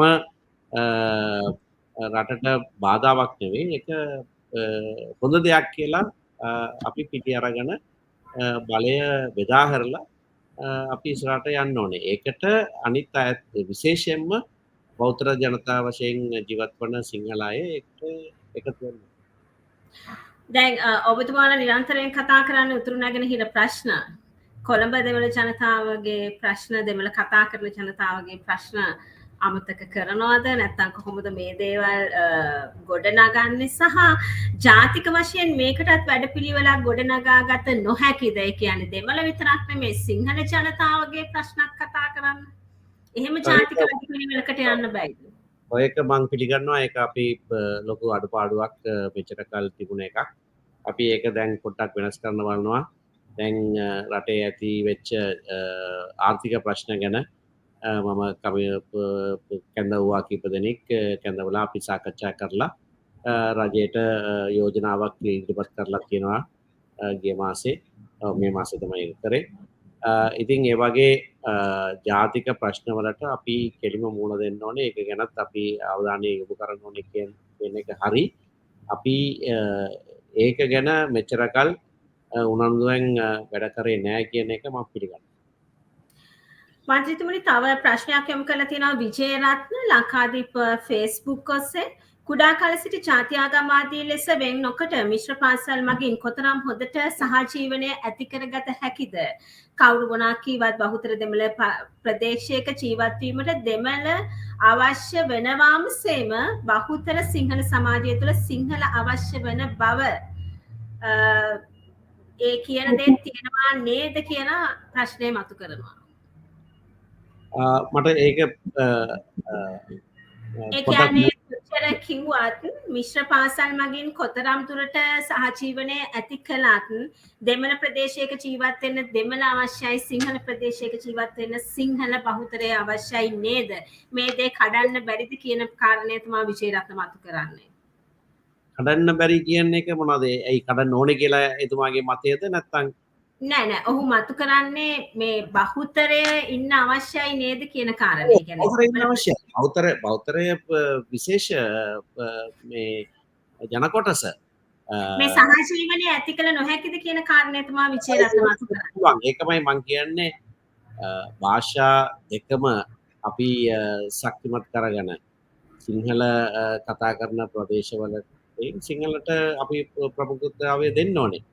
ඒ වගේ දෙමළ කතා කරන ප්‍රදේශවලට දෙමළට ඒක දෙන්න ඕනේ. නැත්නම් භාෂා දෙකයිනේ අපි ආව තියෙන්නේ. විද්‍යාර්ථියා බලන්න කොච්චර භාෂා තියෙනවද? ඉතින් ඒක මැනේජ් කරන්න පුළුවන් නම් මෙතන අපිට ඇයි බැරි භාෂා දෙකක් අනිත් එක ජාත්‍යන්තර වශයෙන් ඉංග්‍රීසිත් එකතු කරගෙන භාෂා තුනමයි තියෙන්නේ. ඒ හැම කෙනාටම ඒ භාෂා තුනම ඉගෙන ගන්න පුළුවන්නේ. ඒක මගින් බොහෝ ඉස්සරහට අපි යන්න පුළුවන්. හැබැයි ඒක මර්ධනය කරලා අනිත් එක දියුණු කරන්න එක නෙමෙයි. හරි ආකාරයට භාෂා දෙකම අපි ශක්තිමත් කරලා ඉදිරියට යන්න ඕනේ. අපේ වෙලාවත් අවසන් වීගෙන යනවා ඊශ්වරන්. මම නැවත වරක් කෙටියෙන් මට පිළිතුරක් ලබා දෙන්න එක වචනකින් පිළිතුරක් ලබා දෙන්න දෙමළ ජාතික සන්ධානයේ කිසියම් හෝ කුමන හෝ පක්ෂයක් සමග සන්ධානගත වෙනවද නැද්ද? දැනට ඒ වගේ කිසිදු පතයක් නෑ අපි ගාව. අදහසක් නෑ. ඒ කියන්නේ හෙට අනිත් ඇති විය හැකි සමහර විට. ඒ ඇතිවරණයක් ඇති වුණා නම් ඒක ගැන අපි සාකච්ඡා කරනවා වෙනවා. හරි. අලගන් ඔබට අපි ඇහෙන්නේ නැහැ අලගන්. ஆமாம். மீண்டும் ஒரு தமிழ் தேசிய கூட்டமைப்புகள் மீண்டும் ஒரு பிரச்சனை அல்லது பிரச்சனையை உருவாக்கும் வகையிலான அந்த சிங்களத்தில் கேட்கப்பட்ட கேள்வி இருந்தது. நான் நினைக்கின்றேன் ஈஸ்வரன் எங்களுடைய நேரமும் மிக குறுகியது, நெருங்கி கொண்டிருக்கின்றது இந்த நேரம் நிறைவடைவதற்கு. இந்த நிலையில் ஏற்கனவே சொன்னது போல நான் நினைக்கின்றேன் அடுத்த தமிழ் தேசிய கூட்டமைப்பு எவ்வாறு தேர்தலில் போட்டியிடும் என்ற அந்த சிங்கள கேள்விக்கு பதிலளித்திருந்தார். என்னுடைய இந்த கேள்வி, அதாவது நீங்கள் இந்த மிக கடுமையாக ஒரு விடயத்தை கையில் எடுத்திருந்தீர்கள். அதாவது முன்னாள் ராஜாங்க அமைச்சர் லொஹான் ரத்வத்த அவர் அந்த அனுராதபுர சிறைச்சாலையில் தமிழ் அரசியல் கைதிகளிடம் நடந்து கொண்ட விடயம் பற்றி, அதன் பின்னர் அவர் அந்த பதவியிலிருந்து நீக்கப்பட்டார். அரசாங்கம் சொன்னது தாங்கள் விசாரணைகளை முன்னெடுத்துக் கொண்டிருக்கின்றோம் என்று. இதனிடையே நீங்கள் ஒரு வழக்கும் தாக்கல் செய்திருந்தீர்கள். இந்த வழக்கின் நிலைமை இப்பொழுது எப்படி இருக்கிறது? 2-3 நாட்களுக்கு முன்னதாக அந்த 2-3 நாட்கள்ல சென்ற செவ்வாய்க்கிழமை அந்த வழக்கு விசாரணைக்கு வந்தது. அந்த வேளையிலே சில ஆவணங்கள் சரியான நேரத்திலே தாக்கல் செய்யப்படாத காரணத்தினாலே வழக்கு விசாரணை ஆகஸ்ட் 9ஆம் தேதிக்கு பின்போடப்பட்டிருக்கிறது. ஆனால் ஆரம்பத்திலேயே இந்த வழக்கை உச்ச நீதிமன்றம் பாரம் எடுத்த போது போலீஸ் மா அதிபருக்கு ஒரு உத்தரவு கொடுக்கப்பட்டிருந்தது. குற்றவியல் நடவடிக்கை கோவையின் அடிப்படையிலே இது சம்பந்தமாக நடவடிக்கை எடுக்கும்படியாக. அப்படியான எந்த நடவடிக்கையும் எடுக்கப்படவில்லை என்று நான் அன்றைய தினம் முறைப்பாடு செய்த போது அரசு தரப்பிலே சொல்லப்பட்டது, இல்லை சிலருடைய ஸ்டேட்மெண்ட்ஸ் அவர்களுடைய பதியப்பட்டிருப்பதாகவும் சில நடவடிக்கைகள் எடுக்கப்பட்டிருப்பதாகவும் சொல்லப்பட்டது. அது சம்பந்தமாக முன்னேற்ற அறிக்கையை நீதிமன்றத்திலே தாக்கல் செய்யுமாறு போலீஸ் மா அதிபருக்கு மீளவும் ஒரு உத்தரவு கொடுக்கப்பட்டிருக்கிறது. அந்த வழக்கிலே திரு லொஹான் ரத்வத்தைக்கும் அனுராதபுர சிறைச்சாலை அத்தியட்சருக்கும் எதிராக சித்திரவதை குற்றச்சாட்டு கூட முன்வைக்கப்பட்டு அதற்கும் நீதிமன்றம் அனுமதி வழங்கியிருக்கிறது. ஆகையினாலே அவர்கள் சார்பாக அரச தரப்பு அல்லது சட்டமா அதிபர் திணைக்களம் ஆஜராகவில்லை. அவர்கள் சார்பாக தனி சட்டத்தரணிகள் ஆஜராகுகிறார்கள். இது 2 அரசியல் கைதிகளுக்கு, தமிழ் அரசியல் கைதிகளுக்கு நடந்த அந்த கொடூரமான ஒரு சம்பவத்துக்கு பின்னர் நீங்கள் சட்ட ரீதியாக எடுத்த ஒரு நடவடிக்கை. ஆனால் இருக்கின்ற ஏனைய கைதிகளின் பாதுகாப்பை உறுதிப்படுத்துவதற்காக இதனை விட வேறு ஏதாவது அழுத்தங்களை கொடுத்திருக்கின்றீர்களா, இல்லது வேறு ஏதாவது நடவடிக்கைகள் எடுக்கப்பட்டிருக்கின்றனவா? இந்த சம்பவத்திற்கு பிறகு இந்த சம்பவம் அரசாங்கத்துக்கு ஏற்படுத்திய தலையீடுக்கு பிறகு அப்படியான ஒரு பாதுகாப்பு அச்சுறுத்தல் இருக்கும் என்று நான் நினைக்கவில்லை. இந்த 9 கைதிகளையும் உடனடியாக வேறு சிறைச்சாலைக்கு மாற்றும்படி உச்ச நீதிமன்றம் உத்தரவிட்டது. அவர்களுடைய பாதுகாப்பை உறுதி செய்யும்படியாக உடனடியாகவே ஒரு உத்தரவையும் கொடுத்திருந்தது. ஆகவே இது அரசாங்கத்துக்கு ஒரு பாரிய பின்னடைவை கொடுக்கும் என்கின்ற காரணத்தினாலே அவர்கள் சரியான முறையிலே இப்பொழுது நடத்தப்படுகிறார்கள். இந்த ஒரு வகையிலே இந்த சம்பவத்தின் மூலமாக எதிர்காலத்திலே மற்றவர்களுக்கு தீங்கு விளையாது என்று நாங்கள் நினைக்கிறோம். ஆனால் இந்த வழக்கிலே சரியான ஒரு தீர்ப்பை நாங்கள் எதிர்பார்க்கிறோம். இந்த வழக்கிலே கொடுக்கப்படுகிற தீர்ப்பு தான் நீண்ட காலத்துக்கு இப்படியான செயல்களிலே எவரும் ஈடுபடாமல் தடுப்பதை உறுதி செய்யும். அது ஒரு நல்ல ஒரு முயற்சி. இந்த நிலையில் அண்மையில் தேர்தல்கள் ஆணைக்குழுவின் மூலமாக ஒரு வர்த்தமானி அறிவித்தல் வெளியாகி இருந்தது. அந்த வர்த்தமானி அறிவித்தலில் 2 சின்னங்களை எந்த கட்சியும் பயன்படுத்தக்கூடாது என்று இருந்தது. நான் இன்னும் அந்த கிரீடம் மற்றும் ஒரு விவசாயியின் சின்னம். ஏனைய கட்சிகளின் சின்னங்கள், அதாவது ஏனைய சின்னங்களை எந்தெந்த கட்சிகள் வைத்திருக்கின்றன, அதை பயன்படுத்துகின்றன என்று அதில் குறிப்பிடப்பட்டிருந்தது விசேட வர்த்தமானி. ஆனால் இதில் தமிழ் தேசிய கூட்டமைப்பு எந்த சின்னத்தில் இருக்கின்றது என்பது பற்றி அங்கு குறிப்பிடப்படவில்லை. ஆக கடந்த காலங்களில் தமிழ் தேசிய கூட்டமைப்பை ஒரு அரசியல் கட்சியாக பதிவு செய்வதற்கான முயற்சிகள் இடம்பெற்றன. அந்த முயற்சிகள் தற்போது எந்த நிலையில் இருக்கின்றன, அல்லது அந்த முயற்சிகள் கைவிடப்பட்டு விட்டதா? கைவிடப்பட்டு விட்டது என்று சொல்லலாம். ஏனென்றால் தமிழ் தேசிய கூட்டமைப்பு ஒரு தனியான அரசியல் கட்சி அல்ல. தமிழ் தேசிய கூட்டமைப்பு பதிவு செய்யப்பட்ட அரசியல் கட்சிகளுடைய கூட்டமைப்பு. ஆகவே தமிழ் தேசிய கூட்டமைப்பையும் ஒரு அரசியல் கட்சியாக பதிவு செய்தால் அது இன்னொரு தனியான கட்சியாக வரும். சட்டத்திலே இப்பொழுது இடம் இருக்கிறது. பதிவு செய்யப்பட்ட அரசியல் கட்சிகள் ஒரு கூட்டமைப்பாக இயங்குகிற போது அது சம்பந்தமான அறிவித்தலை தேர்தல் ஆணைக்குழுவுக்கு வழங்க வேண்டும் என்று அந்த அறிவித்தலை நாங்கள் 2010ஆம் ஆண்டிலேயே வழங்கி இருக்கிறோம். ஆகவே சட்டத்தின்படி நாங்கள் ஒரு கூட்டமைப்பாக செயற்படுகிறோம். ஆனால் கூட்டமைப்பாக செயற்படுகிற ஒரு அமைப்பு ஒரு பதிவு செய்யப்பட்ட அரசியல் கட்சி அல்ல. அது பதிவு செய்யப்பட்ட அரசியல் கட்சிகளுடைய கூட்டமைப்பு. ஆகையினால்தான் பதிவு செய்யப்பட்ட அரசியல் கட்சியாக இல்லாத காரணத்தினாலே அதற்கு ஒரு சின்னம் கிடையாது.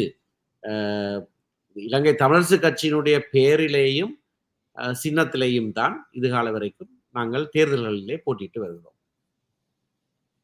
ஆமையா, நீங்கள் இவ்வளவு நேரமும் எங்களுடைய இந்த தமிழ் மொழியின் கேட்கப்பட்ட கேள்விகளுக்கு அளித்த பதில்களுக்கு நன்றி. எங்களுடைய நேயர்கள் கூட 2 கேள்விகளை கேட்டிருந்தார்கள். எங்களுடைய இந்த குறிப்பிட்ட நேரத்தில் அந்த கேள்விகளை கேட்காவிட்டால் அது கடந்து சென்றுவிடும். நான் நினைக்கின்றேன் அடுத்ததாக සිංහලத்தில் கேட்பதற்காக අසන්තිනි එම ප්‍රශ්නය එහෙම තියෙනවද? අහනවද? ඔව් මට ප්‍රශ්නයක් යොමු කරලා තියෙනවා ඒ Facebook ඔස්සේ ඒ ප්‍රශ්නය අහන්න කියලා හිතුවාලගෙන මම ඇයි ඔබතුමාලා දෙමළ ජනතාවගේ ගැටලු විසඳීමට ඉන්දීය රජයට මැදිහත් වෙන්න කියන්නේ? ඉන්දීය දීවර ගැටලුවට ඉන්දියාවට විරුද්ධව හඬ නගන්න ඔබතුමාලට යම් සුබ හැම කටයුතු කරනවා නේද කියලා තියෙනවා. මේ ප්‍රශ්නේ හරියටම තේරෙන්නේ නැහැ. නමුත් ඇයි ඔබතුමාලා දෙමළ ජනතාවගේ ගැටලු විසඳීමට ඉන්දිය රජයට මැදිහත් වෙන්නේ කියන කාරණේ පතිරණ යොමු කරලා තියෙනවා. අපි ඒකට පිටුරක් දුන්නා. මම ඒකට දැනටමත් පිටුරක් දී තියෙනවා නේද? සිංහල භාෂාවෙන් කිව්වා ඒක. හරි. එහෙනම් ඊශ්වරන් අද දවසේදී අපේ කාල වේලාව අවසන් වී තිබෙනවා. Yeah, before that, a few questions that have come up in English. I'd like to quickly take those on. There are some observations as well. One is from Nallatammi Kumudini,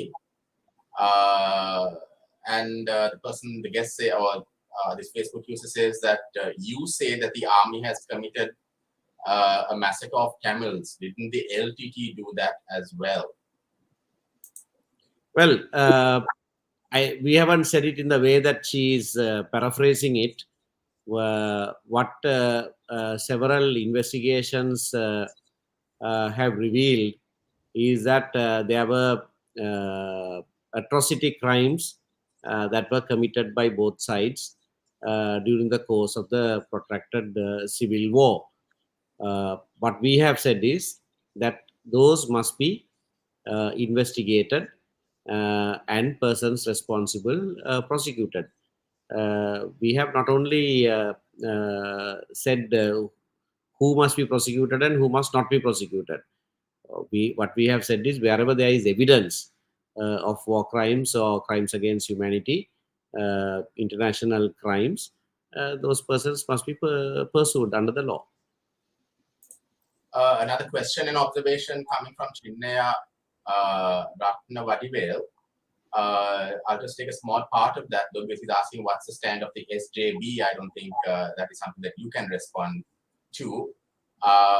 But Chinnaya also notes that successive governments have always bought time and pass the buck. Nothing has happened during the past 74 years of independence. Don't you think that the same fate will befall on this matter too, as with regards to the PTA, that even if this government, goes on amending, that it's just a time buying exercise?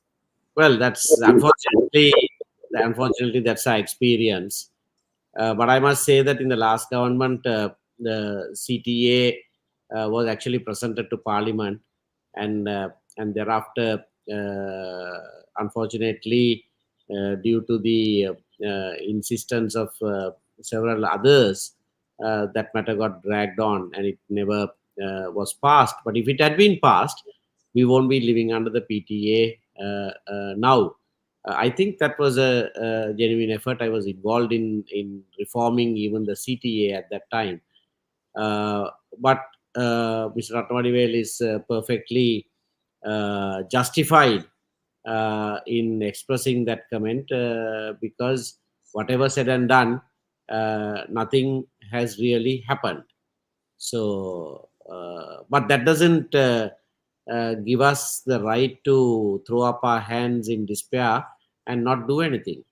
We will continue to struggle. We will continue to strive to make those changes.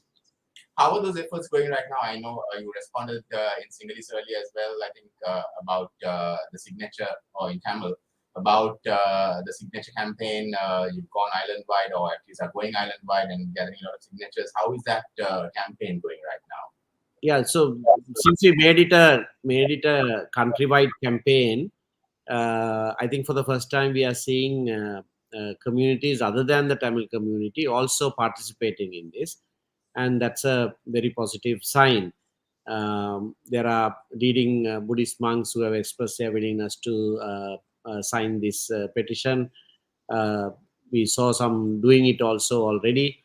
Religious leaders from all faiths, political leaders, as I said a little while ago, former President Chandrika Bandaranaike also signed it. Across the board, there is an acceptance that this must be repealed.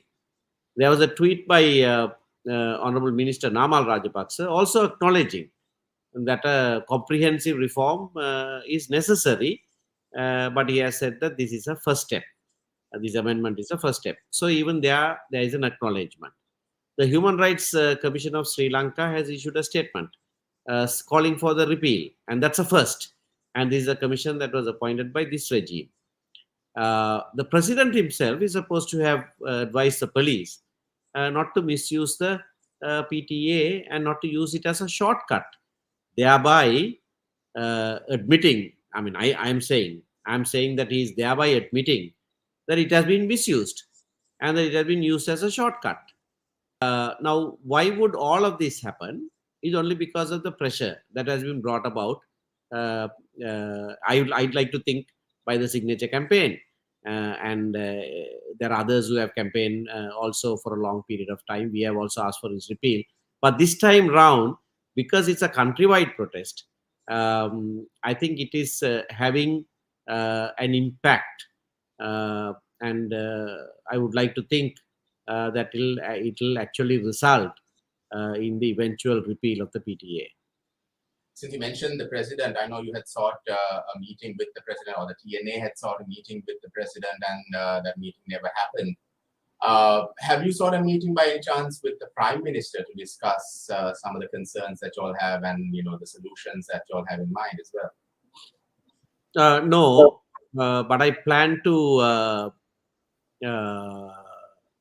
present this petition once we have got the signatures to the Prime Minister. At that point in time, I will seek an appointment with him. But that is, of course, with regard to the PTA. Some comments and observations coming in, so I'll just quickly run through those. One here by Mohan Sirivardana: are you ready to become the leader of this country? I, as Sinhalese Buddhist, trust you. Thank you very much. That's a big vote of confidence. That's all I can say. Ed Law says Obama became the president of the USA and he was elected twice. He also won the Nobel Peace Prize. A leader of a country should be elected based on policies, but not based on ethnicity. I agree entirely.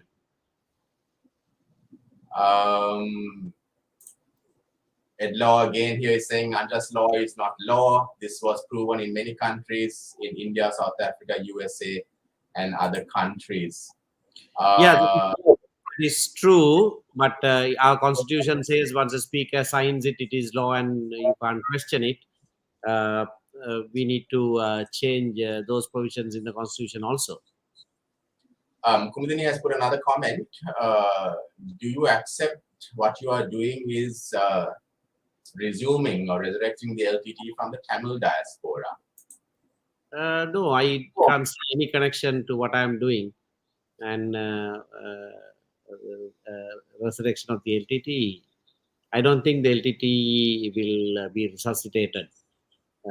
Of course, there can be different forms of protest or dissent that might arise, but the LTT itself, I don't think there is any chance of it being resuscitated. You commented earlier in Sinhalese to a question asked by Ashanti that the TNA is looking at getting more involved in national politics as opposed to just looking at Tamil issues. Can you elaborate on that? No, that's a shortfall in the sense that we are conscious that because we are a political party that was brought into existence to campaign for the rights of the Tamil people, that we didn't quite engage with other national issues, and that's a fault, and I think we need to rectify that. So recent effort where I convened party leaders in parliament with some economists and had 2 meetings to make a proposal to arrest the economy situation in the country was one such effort, and that was appreciated by many people. I think that needs to be rectified. But of course, the primary mandate that the TNA has got from the people that we represent is to bring about a lasting solution to the Tamil national question. So that will never go away from being the primary task that we are engaged in. But even while pursuing that, I think we can't ignore, or rather, we must engage constructively with all the national issues. So your is the TNA also looking, or is the TNA considering maybe working with those in power to address the economic crisis? There's talk of how the diaspora can help this dollar issue as well. Is there something that the TNA would be willing to do to sort of maybe mediate and get that assistance? Yeah, we'll be very willing to do that. Of course, the trust and confidence that the Tamil diaspora has in the Sri Lankan state is nothing much to talk about. So it will become tied up with other issues as well. But nevertheless, we will do what we can, because the economic hardship will hit everyone. That includes the Tamil people as well. But even without looking at it in that parochial way, I think as political leaders of a country, we need to work for the welfare of the whole country.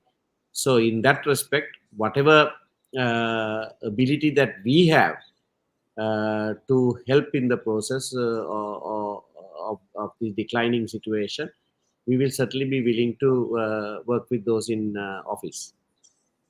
Right, Mr. Sumanthiran, we are so grateful that you took time to join us on this trilingual program. And we hope to maybe have you back again very soon for another live discussion here on Daily Mirror, Lankadeepa and Tamil Mirror. Thank you once again, Mr. Sumanthiran. Thank you for having me on board, and my apologies for not being able to be on the show yesterday. Unforeseen situation forced me to be traveling at that time. That's quite all right. Thank you once again, Ashanti and Kanagaraj, and to all our viewers. Thank you for joining us, and do join us next week for another live in conversation. Till then, stay safe and good night.